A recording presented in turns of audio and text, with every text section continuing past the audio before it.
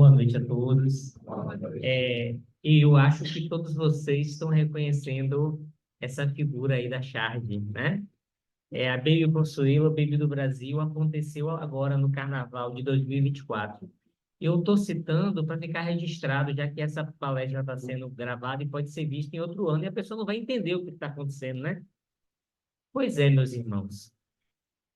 No texto de hoje, Regeneração da Humanidade, nós estamos falando no Espiritismo o que para muitos de nossos irmãos seria o momento de grande mudança, de apocalipse, de final dos tempos. O texto vai falar sobre isso. E aqui nós temos uma charge que está que está retratando um momento que aconteceu no Carnaval em Salvador, em que uma pessoa que faz parte da história da música na Bahia, Baby do Brasil, apesar de ter carioca, mas ela fez parte do grupo Novos Baianos, ela foi homenageada por uma cantora que é sucesso atualmente, Ivete Sangalo. E aí, quando ela deu a palavra para Baby Consuelo, para que ela falasse sobre o carnaval, sobre a festa, sobre aquele momento de curtição, aquele momento de exaltação dos prazeres, ela esqueceu que a cantora tinha se tornado evangélica e que naquele momento, quando ela pegou o microfone, ao invés de falar de carnaval, ela falou que ela tinha recebido uma profecia que ela tinha que falar para todo mundo, que o apocalipse ia acontecer entre 5 a 10 anos. Aquilo foi tão assustador para Ivete Sangalo, a que a tinha convidado, que ela não conseguiu nem falar apocalipse. Ela errou a palavra, ela falou apocalipse, apocalipse. E ela falou assim, vamos macetar o apocalipse, porque é uma coisa ruim que a gente tem que afastar, a gente vai destruir, não vai chegar aqui não. E aí, quando eu estava me preparando para fazer a palestra aqui hoje, para falar desse texto de obras póstumas, eu falei, nossa, que interessante. Nós temos dentro do movimento cristão, envolvendo todas as religiões cristãs, gente que acha que o Apocalipse é algo maravilhoso, porque vai ser finalmente o fim da história, o fim do sofrimento, o acerto de contas, a vida do justo sendo recompensada. E tem gente que acha que o Apocalipse vai ser um grande sofrimento e é algo que tem que ser afastado e destruído. E o que pensam os espíritas sobre isso?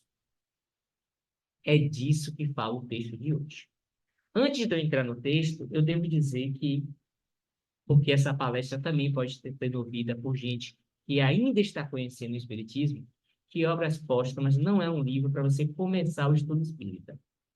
O Espiritismo, que foi codificado por Kardec no século XIX, ele começa com obras mais simples e mais introdutórias, como o que é o Espiritismo, o Livro dos Espíritos, que contém toda a doutrina, o Evangelho segundo o Espiritismo, que vai trazer a moral cristã, e, inclusive, os espíritas o usam no Evangelho no Lar, geralmente uma vez por semana. Então, devemos começar por esse. Se você está assistindo essa palestra e você está conhecendo o Espiritismo por ela, volte um pouquinho e vá para as obras básicas. Mas, o que são as obras póstumas? As obras póstumas faz parte do grande número de materiais que Kardec recebeu e compilou enquanto ele fazia a doutrina espírita, e nem todos entraram para as obras. Por quê? Porque muitas vezes, tanto os encarnados quanto os desencarnados trazem impressões e não necessariamente o que está de acordo com a doutrina, mas servem também de estudo. Então, nesse texto de hoje, nós vamos encontrar algumas questões que vão nos apontar, poxa, mas e na doutrina como está? E nesse texto que não entrou na doutrina, mas que foi depois colocado e pode ser usado para estudo, como está? E qual o balanço que a gente faz disso? Eu vou começar com a leitura dos 3 primeiros capítulos, ou parágrafos. Esse é um resumo, né, das comunicações dadas por 2 médiuns, senhorita M e P. Os acontecimentos se precipitam com rapidez. Também não dizemos, mas como outrora os tempos estão próximos. Dizemos-vos agora, os tempos são chegados. Por estas palavras, não entendeis um novo dilúvio, nenhum cataclisma, nenhum transtorno geral, convulsões parciais do globo, ocorrem em todas as épocas e se produzem ainda porque se ligam à sua constituição, mas esses não são os sinais dos tempos. Aqui nós já vimos uma diferença básica entre os nossos irmãos que acreditam na alegoria da Bíblia, que vai falar de bestas, de dragões, de destruições, e a gente vai dizer, não, o Espiritismo acredita que a mudança ela não vai ocorrer através de cataclismas naturais. Que os cataclismas naturais são explicados pela ciência, porque a ciência explica a matéria. E se nós estamos falando de mudanças que vão acontecer dentro do campo espiritual, essa mudança vai acontecer em nós. Aí segue o texto. No entanto, tudo que está predito no Evangelho deve se cumprir. E se cumpre neste momento, assim como o conhecereis mais tarde. Mas não tomeis os sinais anunciados, senão como figuras, das quais é preciso aprender o espírito e não a letra. Todas as escrituras encerram grandes verdades sobre o céu, é, sobre o véu da alegoria. E é porque os comentaristas se ligam à letra e se extraviam. Falta-lhes a chave para delas compreender o verdadeiro sentido. Essa chave está nas descobertas da ciência e das leis do mundo invisível, que o Espiritismo vem nos revelar. Doravante, com a ajuda desses novos conhecimentos, o que era obscuro se tornará claro e inteligível. Então, no texto, ele já está dizendo, olha, vocês que acreditam que vão haver grandes transformações no globo, calma. As transformações do globo são explicadas pela ciência. Vão haver grandes transformações? Vão. Mas essas transformações serão no espírito do homem. E aí ele continua. Tudo segue a ordem natural das coisas, e as leis imutáveis de Deus não serão nunca invertidas. O que ele está dizendo aqui? O Espiritismo tem um livro chamado A Gênese, onde ele vai explicar que não há milagre que seja a derrogação das leis de Deus, que são as leis naturais, que a ciência estuda e descobre. Então, quem lê o livro da Gênesis vai entender, e diferente dos nossos irmãos protestantes ou católicos, a gente não crê que exista mudanças na matéria de forma sobrenatural. A ciência explica a matéria, o espiritismo explica o mundo espiritual.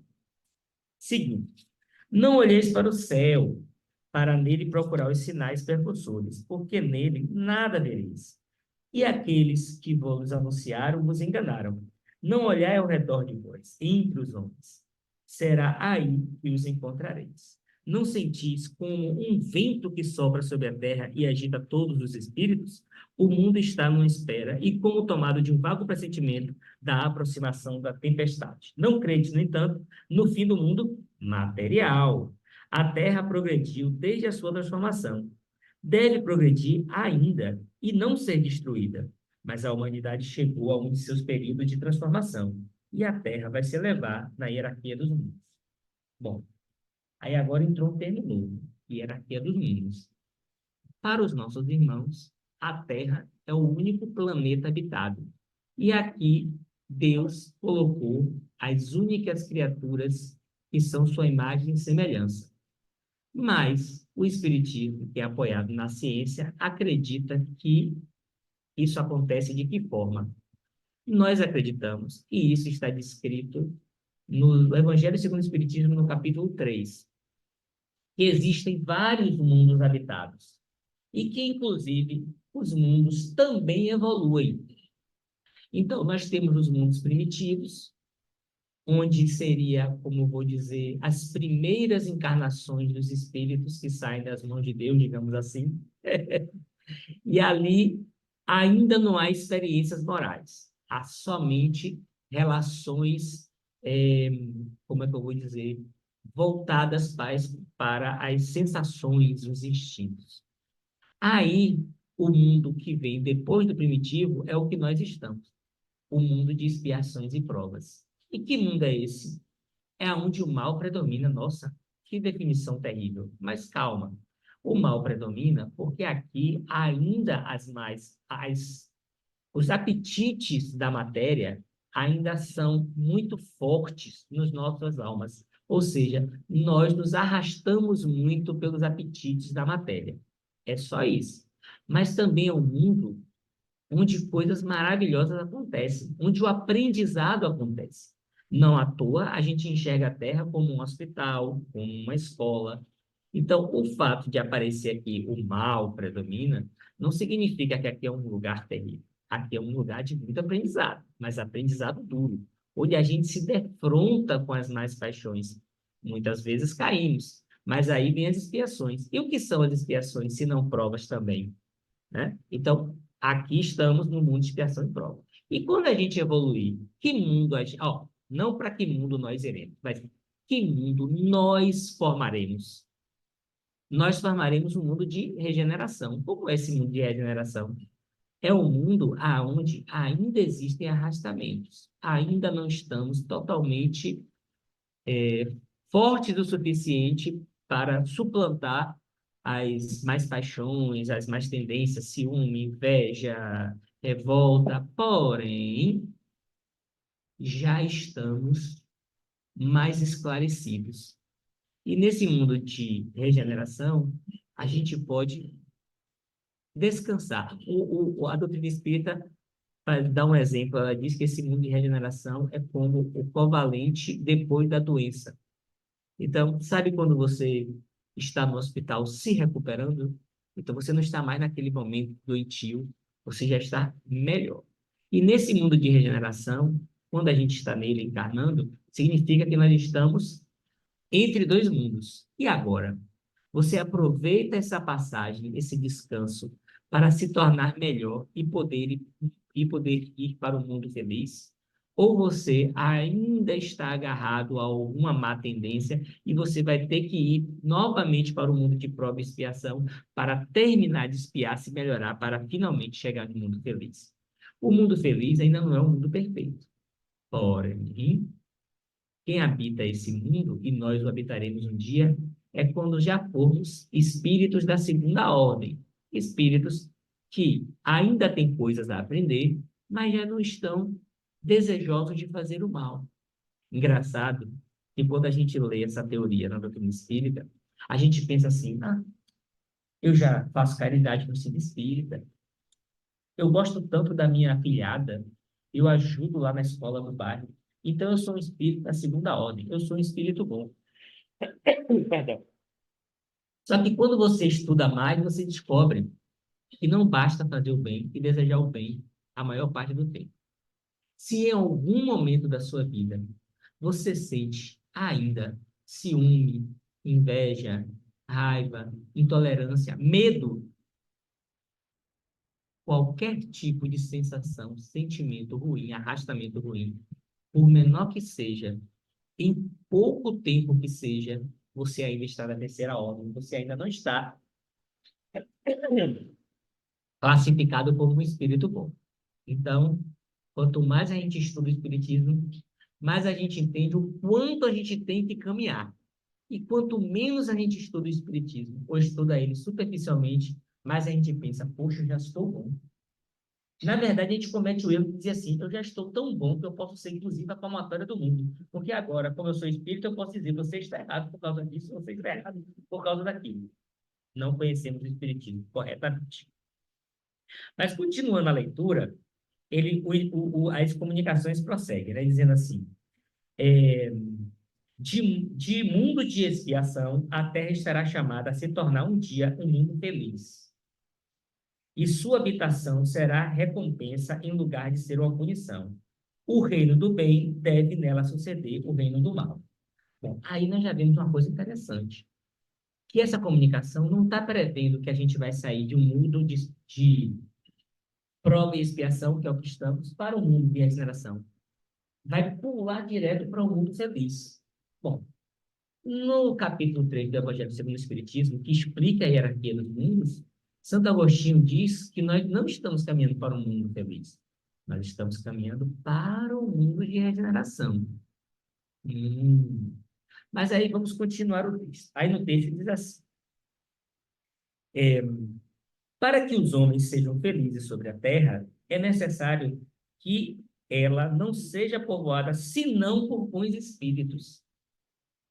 Bom, eu já falei aqui antes que esses bons espíritos seriam espíritos que em momento nenhum mais desejam o mal.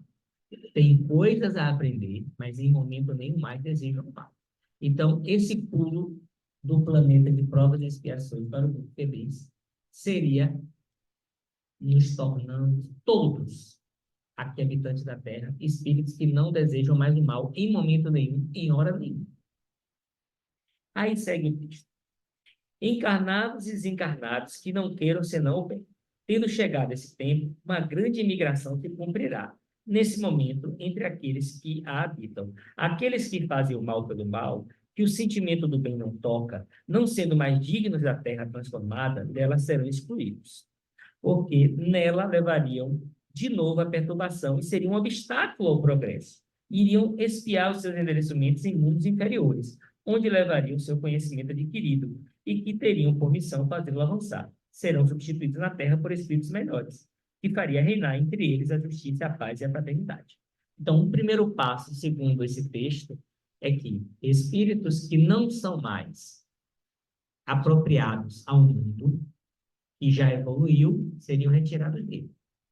Espíritos que já são bons poderiam, inclusive, vir de outros mundos e habitar o planeta Terra. Bom, dentro da doutrina espírita, isso é perfeitamente possível. Vamos para o próximo slide, por favor. A gente vê que na escala dos espíritos, né, nós temos aí essas classes, que são as dos espíritos da terceira ordem, nos quais nos encontramos, né? Os impuros, levianos, pseudo-sábios, neutros, batedores, perturbadores. Não vou explicar sobre cada um deles, até porque não temos tempo para isso, mas aí fica essa isca. Você se interessou? Vá procurar estudar isso, que é muito estudo e é muito interessante. E aí, estaríamos todos aqui na Terra, na segunda ordem. Olha que maravilha! Benevolentes, sábios, de sabedoria, superiores. Todos. Bom, quando a gente estuda o Espiritismo, a gente vê que é perfeitamente possível um espírito superior vir para o mundo de expiação e prova em missão. E é perfeitamente normal que um espírito que esteja em um mundo que vai mudar e ele não consegue evoluir o suficiente para mudar junto com aquele mundo, ele possa ir para um mundo de expiação e prova, como que ele está, só que outro, que aquele já evoluiu, e nesse outro, ele vai ser a pessoa que vai levar a mudança. Por quê? Porque nesse tempo que ele levou encarnando no mundo de expiação e prova, até esse mundo evoluir, ele adquiriu muito conhecimento. E esse conhecimento vai ser útil em um mundo de expiação e prova, com espíritos que ainda são mais atrasados. Faz sentido para vocês? Então, essa teoria, nesse texto, até que faz sentido. O que está pegando é essa questão de pular direto para o mundo, para o mundo feliz, né? Sem passar pelo de regeneração. Vamos lá, faz sentido, né? Vamos seguir. Aí ele vai dizer, a Terra, dissemos, não deve ser transformada por um cataclisma que aniquilaria subitamente uma geração. Aquela ideia, Jesus chega numa nuvem, separa todo mundo, vai para o céu, vai para o inferno, nós não acreditamos nisso. A geração atual desaparecerá gradualmente. Olha como é que a gente acredita que as coisas vão acontecendo. E a nova lhe sucederá igualmente, sem que nela seja mudado na ordem natural das coisas. Então, a gente acredita que a mudança vai acontecer como? De encarnação em encarnação. Devagar. A geração atual é de transição. Então, os espíritos estão dizendo, nessa comunicação, que lá no século XIX, aquelas mudanças que Kardec encontrou, um parêntese. Quando Kardec codifica a doutrina espírita do século XIX, aconteceram duas coisas extraordinárias. Número um grande avanço científico, e o grande avanço científico fez as pessoas perceberem, epa, então a Bíblia dizia que a Terra tinha tal idade, e a ciência está explicando que não. Então a Bíblia dizia que o homem foi formado aqui, nesse lugar, desse jeito. E a ciência está mostrando que não. Opa! Então a Bíblia mentiu. Se a Bíblia mentiu, eu sempre me senti oprimido pela igreja. Então, Deus não existe. O que existe é só a ciência. E eu não preciso mais de Deus para explicar o mundo. Aí Kardec vai encontrar os materialistas que se revoltam contra a ideia de Deus. Mas Kardec também vai encontrar os religiosos dogmáticos que, agarrados ao poder que tinham quando eram donos da explicação do mundo, agora, perdendo esse poder para os cientistas, vão se tornar fanáticos dogmáticos e também vão atacar tanto o materialismo quanto o espiritismo. Então, Kardec vai enfrentar dois inimigos, digamos assim, né? Os materialistas que não acreditam em Deus por causa da ciência, ele vai dizer: calma, meu irmão, Deus existe e eu posso provar com a ciência. E ele também vai sofrer represália dos dogmáticos religiosos, fanáticos, que inclusive vai ter um momento até que vai queimar livros espíritas, que vai dizer assim: ei, que história é essa de você dizer que a Bíblia está errada e que a ciência aqui está certa? Você é do diabo. Isso me lembra muito, há muitos anos atrás, quando as pessoas tinham medo de dizer que eram espíritas. Por quê? Porque dizíamos que nós éramos ou loucos, ou cultuávamos o diabo, coisa parecida, né? Inclusive, foi justamente o movimento trazido por Chico Xavier, de naturalização do espiritismo no Brasil, que vai fazer essas campanhas contra o espiritismo, dizendo que o espiritismo leva à loucura, acabar, né? E também é uma história que quem está vendo esse vídeo e se interessa, vai pesquisar, que o espiritismo tem uma história muito interessante no Brasil. Mas vamos seguir com o texto. A nova geração, devendo fundar a era do progresso moral, se distingue por uma inteligência e uma razão geralmente precoces, unida ao sentimento inato do bem e das crenças espiritualistas. Então, veja, Kardec está dizendo o quê? Ou melhor, o texto aqui de um espírito está dizendo o quê? Sabe os espíritas no século XIX? Perceba, eles estão antenados com a ciência e, ao mesmo tempo, antenados com a espiritualidade. Olha como eles são mais evoluídos do que os materialistas que se revoltam e os fanáticos que nos perseguem. O que distingue, ao contrário, os espíritos atrasados é, primeiro, a revolta contra Deus, pela negação da providência de todo o poder superior à humanidade. Depois, a propensão instintiva para as paixões degradantes, para os sentimentos antifraternais, do orgulho, do ódio, do ciúme, da cupidez, enfim, a predominância do apego para tudo que é material. Então, aqui o Espírito está dizendo, tá vendo? Tanto esses religiosos que estão agarrados ao poder, quanto esses materialistas que estão com a ciência refutando Deus. Todos dois estão agarrados a ideias antigas, o velho homem. Nós espíritas, nós estamos à frente. São esses vícios dos quais a terra deve se purgar, pelo afastamento daqueles que se recusam a emendar, porque são incompatíveis com o reino de fraternidade, e que os homens de bem sofrerão sempre pelo seu contato. A terra deles será libertada e os homens caminharão sem entraves para um futuro melhor. Século XIX. Por essa migração de espíritos, não é preciso entender que todos os espíritos retardatários serão expulsos da terra e relegados para mundos inferiores. Muitos cederão ao arrastamento das circunstâncias e do exemplo. A casca neles era pior do que o fundo, uma vez subtraídos à influência da matéria e dos preconceitos do mundo corporal, a maioria verá a coisa de maneira toda diferente, ou seja, espíritos que ainda estão errando, segundo o texto, lá do século XIX. Quando desencarnarem, ao invés de serem expulsos, eles vão ver, meu Deus, quanto eu cometi. E no mundo espiritual, eles vão ser ajudados. E eles vão se arrepender e vão pensar, não, me dê mais uma chance aí, que eu vou voltar e vou fazer parte desse novo mundo. Isso corrobora com a ideia de Santo Agostinho, que foi a doutrina no Evangelho, dizendo que nós estamos indo para um mundo de regeneração, porque no mundo de regeneração ainda cabe espíritos que precisam se melhorar, e não só espíritos bons, mas meio que vai contra o que o próprio Espírito tinha dito antes. que agora só teríamos espíritos bons. Sigamos. Pedi, pois, por esses endurecidos, a fim de que se emendem enquanto ainda tem tempo, porque o dia da expiação se aproxima. Olha a ideia de urgência de Apocalipse. Olha, daqui a 5 ou 10 anos. Infelizmente, a maioria, desconhecendo a voz de Deus, persistirá em sua cegueira e sua resistência marcará o fim do seu reino por lutas terríveis. Essa parte das lutas terríveis nós vamos entrar daqui a pouco nos próximos slides. Em seu desvio, eles mesmos correrão para a sua perda, levarão à destruição, que engendrará uma multidão de flagelos e de calamidades.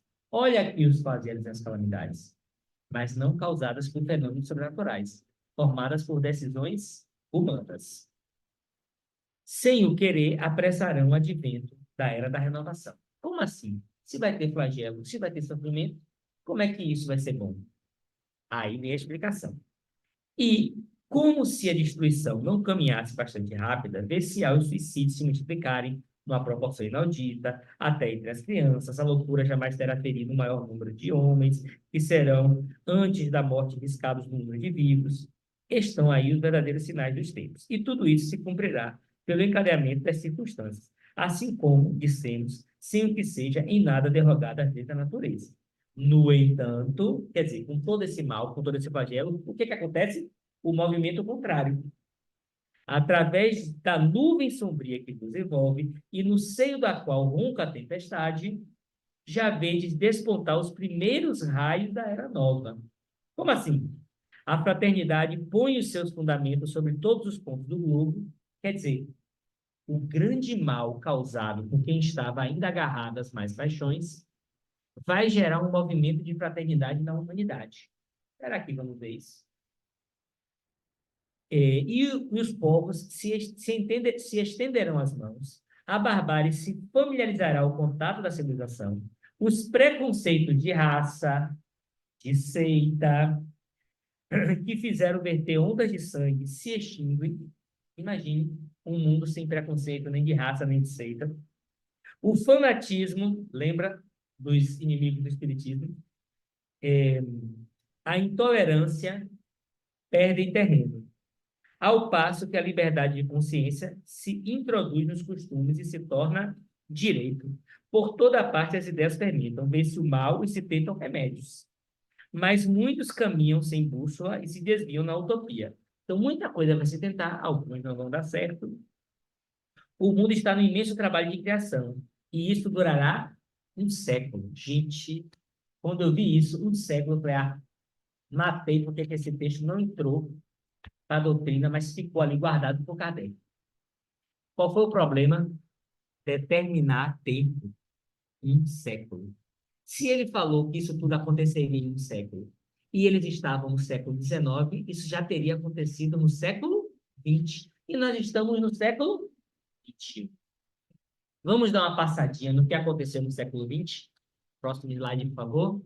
Ó, tivemos duas grandes guerras.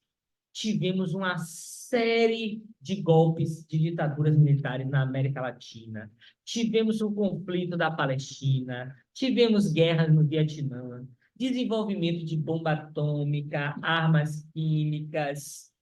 Essa criança correndo, ela está correndo nua porque ela está sendo queimada por uma arma química chamada agente laranja no Vietnã. Esse pessoal de máscara está aí porque eles tinham usado o gás mostarda, uma das primeiras armas químicas que matavam as pessoas instantaneamente. Então, esses foram os grandes flagelos. Mas espera aí.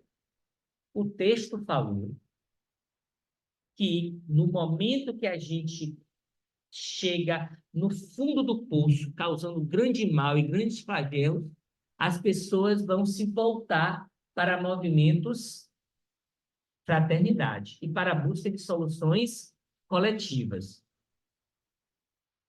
Sim e não. Próximo slide. Hoje em dia, nós ainda temos remanescentes do fanatismo e das agressões voltadas para grandes agitadores que formou-se no século XX. Por exemplo, fanatismo religioso no muçulmano que virou homem-bomba, apesar do Alcorão não pregar violência. a violência na Ku Klux Klan, que apesar de ser um movimento cristão, tanto quanto o fascismo e o nazismo, que pregavam, por exemplo, na sua ideia, Deus, pátria e família, eram movimentos que causavam grande sofrimento, porque eram fanáticos e racistas. Sem falar que, além de serem racistas, eram também, tinham também preconceito de seita, intolerância religiosa. Quando se fala, por exemplo, Deus, pátria e família, que Deus? O meu. Porque se for o seu, diferente do meu, então você na verdade, está cultuando os demônios e deve ser exterminado. Então, tudo isso permaneceu. Você está vendo aqui no meio essa imagem? Vocês nunca vão adivinhar que confusão é essa aí nessa imagem no meio. Alguém já viu essa imagem antes? Vocês sabiam? Parece loucura. Todo mundo, quando pensa em Buda, consegue imaginar Buda, violência? Não. O budismo é uma cultura de paz. Pois aí no meio tem um conflito de fanáticos budistas que matavam muçulmanos porque os muçulmanos comiam carne. Isso aconteceu e ainda acontece. Então não vencemos o fanatismo religioso, não vencemos o egoísmo, não vencemos a ganância, o apego às paixões, não vencemos nada disso. Estamos no século XXI. Mas significa que não houve movimentos de fraternidade, de união, de busca coletiva de soluções? Próximo slide. Não. O problema, meus amigos, é que quando, como diz um amigo meu, quando o cachorro faz xixi no poste, não é notícia. Mas se o poste faz xixi no cachorro, vira notícia. Então, a grande verdade é que o espiritismo sempre esteve certo. A humanidade só vem se melhorando. Parece que está cada vez pior, né? O apocalipse está chegando. Não, a humanidade está cada vez melhorando mais. Você veja, na época de Kardec, as nações só se encontravam para resolver questões de guerra e de negócio. Depois de duas grandes guerras, nós criamos organizações como a ONU, que é a união fraterna entre todas as nações que nela comungam, para procurar soluções em comum. Quando teve agora a Covid, nós vimos a ação, por exemplo, da Organização Mundial de Saúde, todos juntos procurando vacinas e a distribuição delas, e como é que compra, e como é que distribui. Nós temos a Organização Internacional do Trabalho, que vai imaginar como é que um trabalhador deve ser tratado com dignidade no mundo todo. E se na época de Kardec conviveu com colônias que escravizavam, hoje em dia existe gente que ainda tenta escravizar? Sim. Mas a prova de que estamos melhores é que escravidão é crime na maioria dos países. Existe gente hoje que mata o outro por questão de religião? Existe. Mas intolerância religiosa é crime na maioria das religiões ou dos países. E o texto estava certo em um sentido. Hoje em dia, a liberdade de pensamento e de culto é algo que foi espalhado pela humanidade toda. Mas por que eu estou com a sensação de que está tudo cada vez pior? Está tudo cada vez pior, porque só é notícia se está dando errado. O centro espírita de vocês, que faz tantas obras, quantas vezes você viu no jornal? Nunca. Todas as pessoas que fazem o bem não estão saindo no jornal. Sai no jornal se alguém sai da linha e rouba, sai da linha e mata, sai da linha e comete suicídio. Mas a grande verdade é que se a gente olhar, a humanidade está se encontrando, conversando, criando regulações. As regulações que estão sendo criadas e universalizadas são cada vez mais de acordo à liberdade de consciência, mas aparentemente não, né? Então, quando nossos irmãos de outras crenças, ou melhor, mesmo sendo cristãos, mas de outras vertentes, pensam, eu só tenho essa vida. E a minha vida de criança era muito melhor. A vida dos meus pais era muito melhor. A minha vida está piorando. Então, o mundo vai se acabar e está cada vez pior. E como é que nós espíritas pensamos? Não. Eu encarno, encarno, reencarno. O que é que está lá no túmulo de Kardec? Vocês sabem? Nascer, viver, morrer, renascer, tal, tal é a lei, progredindo sempre. Então você não vai olhar o quanto a sua vida episódica foi trágica, se foi expiação, e mesmo assim, trágica se foi expiação, e você não conseguiu vencer essa prova, que é a expiação, e lamentou-se. Porque teve gente que, mesmo tendo algo que, episodicamente, quem está de fora chama de trágico, mas ele conseguiu usar aquela expiação de forma tão maravilhosa, e nós vemos relatos assim na Revista Espírita, no livro Céu e Inferno, quando ele passou pela expiação sem reclamar, e para ele, a avaliação da vida dele é que foi uma vida ditosa, porque muito ele aprendeu, suportou, compreendeu, expiou, e agora está melhor porque passou por isso. Bom, mas vamos caminhar para o final do texto. Chegando mais para o final do texto, deixa eu ver no horário, eu quero partir direto para o último parágrafo. No último parágrafo, ele vai dizer assim: Espíritas, o futuro é vosso, e de todos os homens de coração e de devotamento. Não temais os obstáculos, porque não há nenhum deles que possa entravar os desígnios da providência. O espírito estava muito animado, achando que tudo ia acontecer em um século. Estava. Ele estava correto nisso? Não. Mas o raciocínio espírita e o estudo da doutrina, o estudo sério, comprometido no espírita, não nos mostra que no caminhar da humanidade estamos sim progredindo? Sim. Não devemos nos preocupar com essa vida, porque essa é uma das vidas, e devemos fazer o melhor possível com ela? Sim. Continuando. Trabalhai sem descanso. E agradecei a Deus por vos haver colocado na vanguarda da nova falante, e do qual é preciso vos tornar dignos pela vossa coragem. Então não é, ai meu Deus, o tempo está chegando. Calma, respira. Você é espírita. Você sabe. Não vai haver céu para sempre, inferno para sempre. Vai haver um progresso para todos. Progresso que vai ser feito não por uma intervenção sobrenatural, pelo nosso trabalho todo dia. E do qual é preciso vos tornar dignos pela vossa coragem, vossa perseverança e vosso devotamento. Aí ele termina assim: felizes aqueles que sucumbiram. Ué, se sucumbiu, está feliz? Claro, o Espírito é eterno. Que sucumbiram contra a força, mas a vergonha será no mundo dos espíritos para aqueles que sucumbiram por fraqueza ou pusilanimidade. Então, sigamos e não nos preocupemos com os avisos de que o Apocalipse está chegando. O progresso é inevitável. As lutas, aliás, são necessárias para fortalecer a alma. O contrário do mal faz apreciar melhor as vantagens do bem.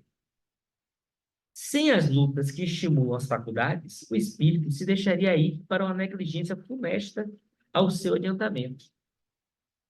As lutas contra o elemento desenvolvem as forças físicas e a inteligência, as lutas contra o mal desenvolvem as forças morais.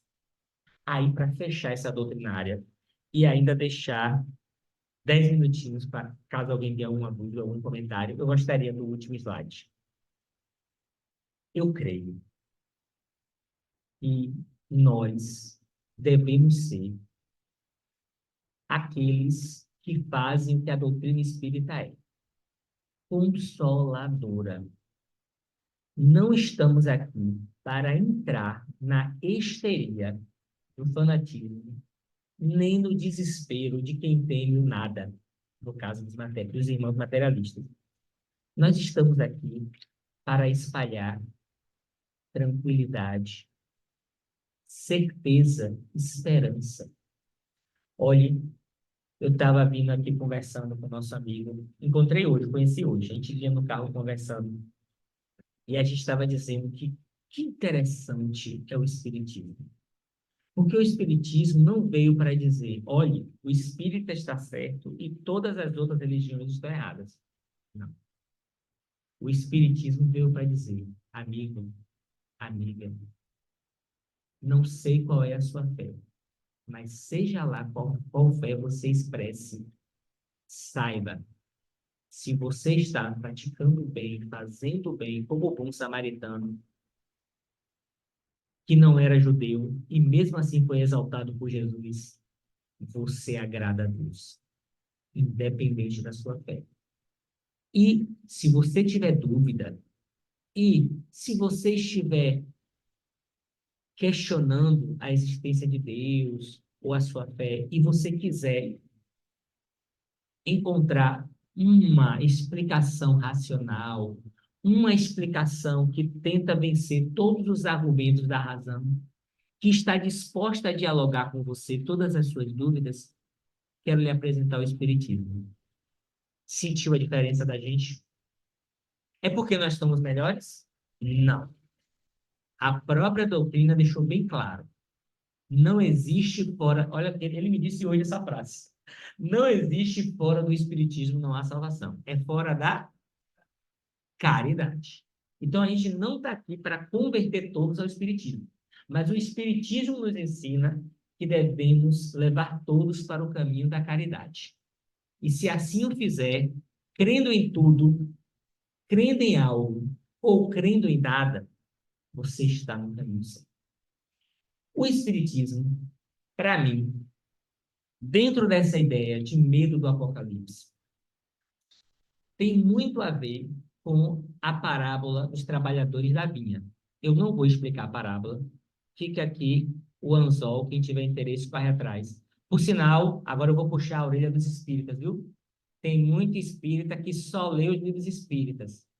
Vá ler a Bíblia, pelo menos o Novo Testamento, pelo amor de Deus. Porque Kardec toda hora fundamenta a nossa doutrina nas verdades que Jesus trouxe. Quem é nosso maior modelo de guia? Jesus. Então, como é que você não lê as passagens da vida de Jesus? Leia também o Evangelho. E não estou falando do Evangelho segundo o Espiritismo, que é obrigação. Estou falando do Evangelho do Novo Testamento, pelo menos ele. Leia. E aí lá tem a parábola do trabalhador da vinha. Nós não devemos estar preocupados. Quem conhece essa parábola vai entender. Quem não conhece vai correr atrás para entender depois. Nós não devemos estar preocupados com o trato que o senhor da vinha fez com o trabalhador do lado. Nós não devemos estar preocupados se ele vai receber mais ou menos que eu. Nós devemos estar tranquilos desse mundo que parece tão terrível quando eu olho pelas notícias, pelas redes sociais.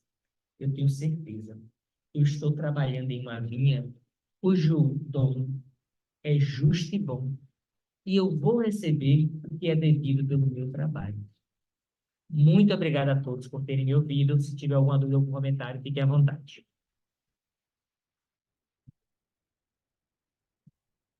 10 minutos. Obrigado, Paulo, por essa fala.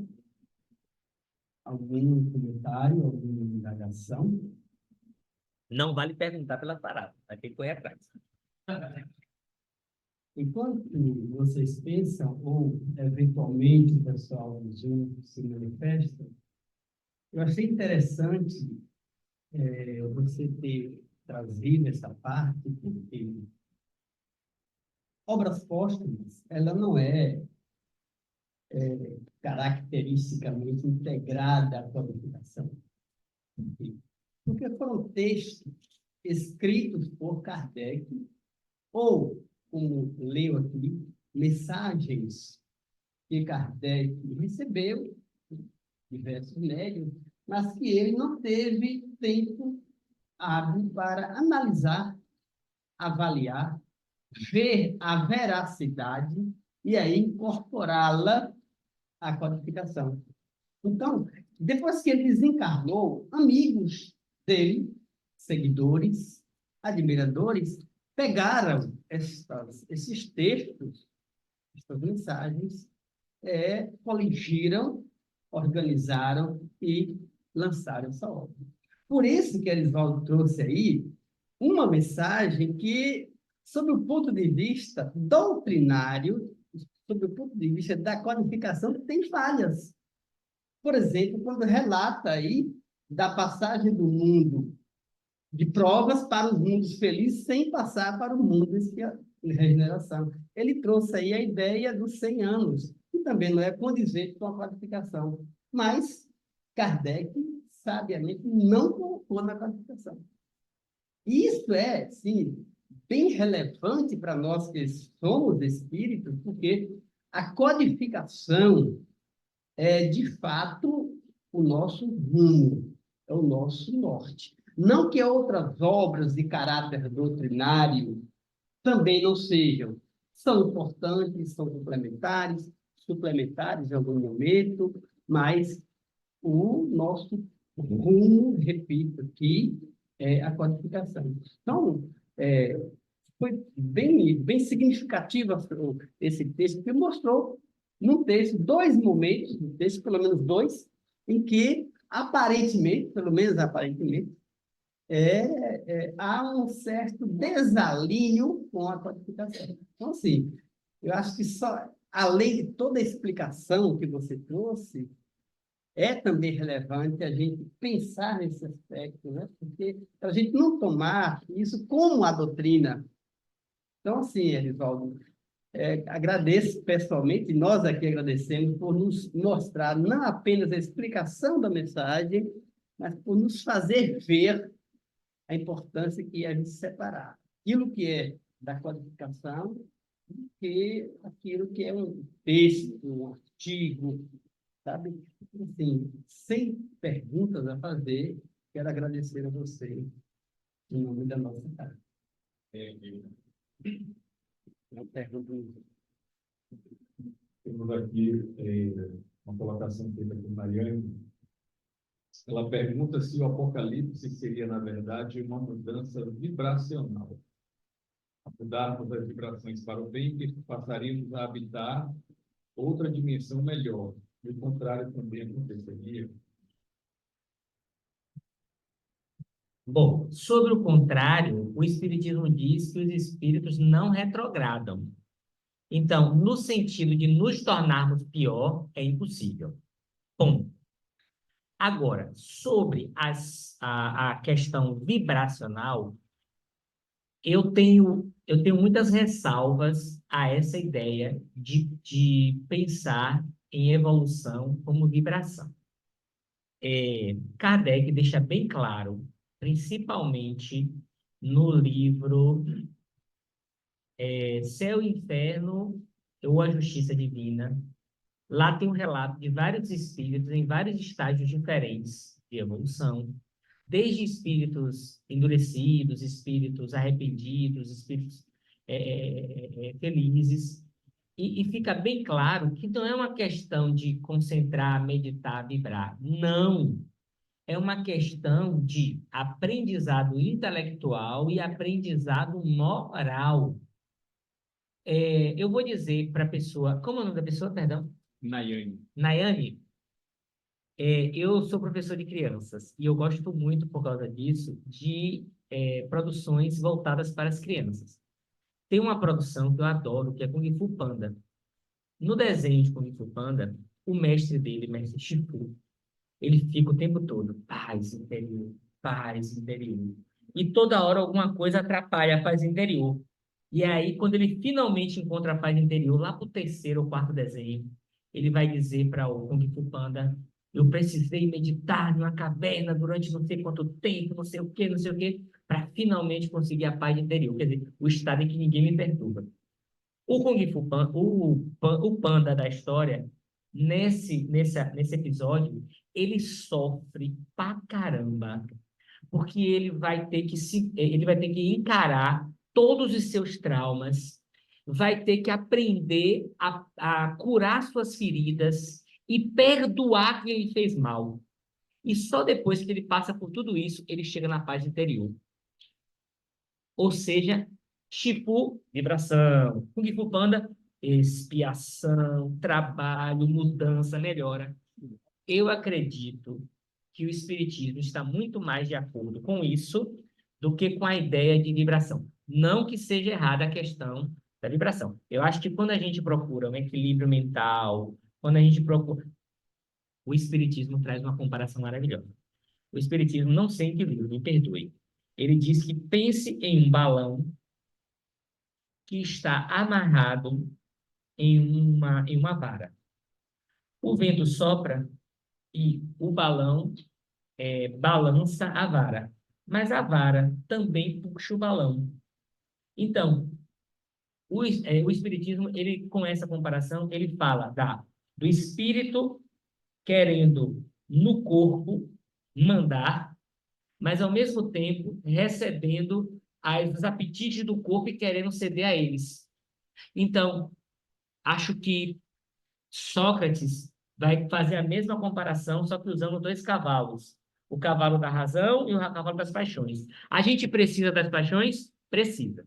Não dá para evoluir que nem Chifu lá só vibrando. A gente tem que ir para a vida real. E tem que pegar as paixões e usar ela a nosso favor.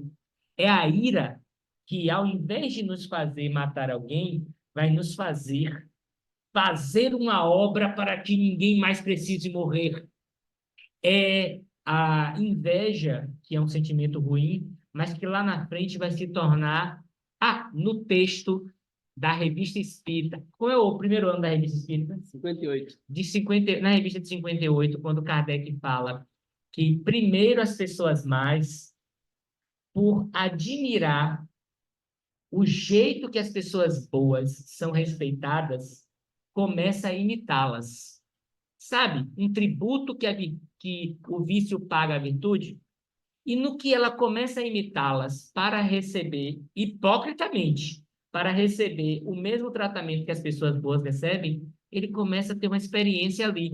E lá adiante, ele vai começar a fazer o bem pelo bem. Eu acredito que Kardec quer muito mais essa mudança do esforço, da expiação, do sofrimento, de usar as paixões e depois não ser mais usado por elas.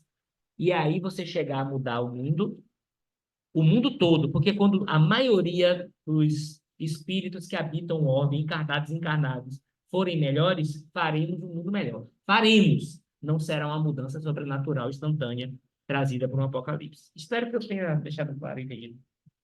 Mais alguma? Depois mais alguma? Bem,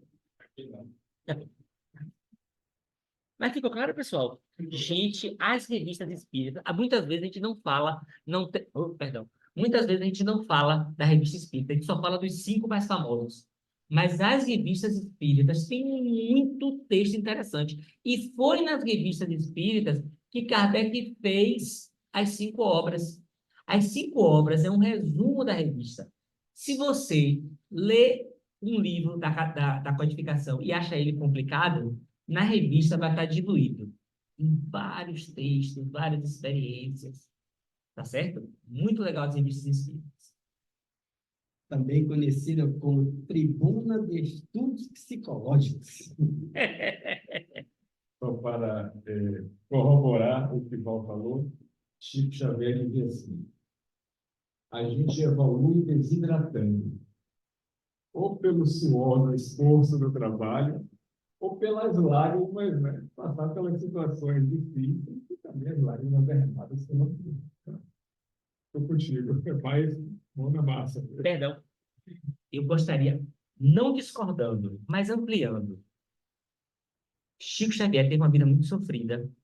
E aí ele passa essa ideia de sofrimento muito forte. Mas calma. É possível ter muitos momentos de felicidade. E ao contrário do que se pensa, é possível, sim, que as provas sejam alegres, sejam revigorantes, tá certo? Então, Chico Xavier passou muito do seu sofrimento para as obras. E aí fica parecendo que o único caminho é o do sofrimento. Não. O sofrimento advém da expiação, mas é possível crescer com provas. E as provas são difíceis. Como quem está na academia e o músculo dói, mas não é uma dor horrível. É uma dor até gostosa, né? Tá pago. Quem vai sabe o que quer dizer isso, né? Então, não associem sofrimento ao único caminho. Sofrimento, muitas vezes, passamos por eles, mas não é obrigatório. E lembre-se, tem momentos felizes. É possível crescer sendo feliz. Crescer com momentos de amor, de felicidade. É possível ter vidas inteiras cheias de amor e felicidade. E quando isso acontece, mesmo quando você está passando por sofrimento, você está passando de maneira feliz. Já ouviram falar? A dor é obrigatória, o sofrimento é opcional? Isso. Para não ficar essa imagem de, eu vou ter que sofrer, né? Não necessariamente. Ah, Só para complementar um pouco, para que é muito mais transpiração do que inspiração. A gente vai se esforçar para evoluir do que somente vibrar. uma explicação científica, já que o espiritismo é ciência, mas do mundo material. Quando você sua, você não está botando gordura para fora. Você está botando gordura para fora quando você respira, porque a gordura ela vai se ligar ao oxigênio e formar gás carbônico. Então, o gás carbônico que você bota para fora, quando você expira, é que está a diminuição da sua gordura. Não adianta hiperventilar. Você tem que fazer exercício e no que você respira, você vai emagrecer. Só uma explicação científica do fenômeno que coube aqui agora. E hoje teve aqui até esse tipo de ensinamento muito bom. Pode procurar, viu? Quem que foi de biologia, pode procurar, que é verdade.